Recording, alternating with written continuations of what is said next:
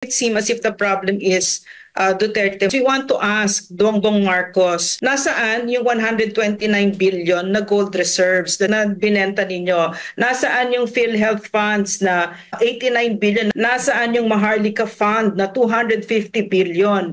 Yung GSIS na 62.5 billion, yung SSS na 62.5 billion, yung Land Bank na 62.5 billion, yung PDIC, Philippine Deposit Insurance Corporation, 117 billion kinuha at inilipat sa Department of Finance. Pera natin yon, hindi yun pera ng gobyerno. Lahat yun yung nasa bangko natin na pera, kinuha at dinagay sa Department of Finance. Bakit? Pera natin yon. So, yun ang mga pasagutin natin sa kanila. We just want the prices to go down. We want you to serve us and we want you to stop stealing from us.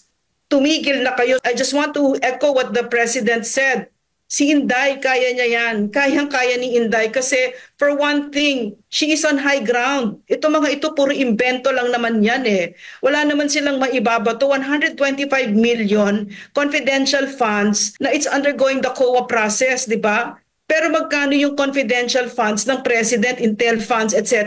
Those are important issues, lalong-lalo na yung drug addiction ng president na ito. Sagutin mo yan. Magpa-drug test ka kasi kami, Pilipino, we deserve better. We don't want to have a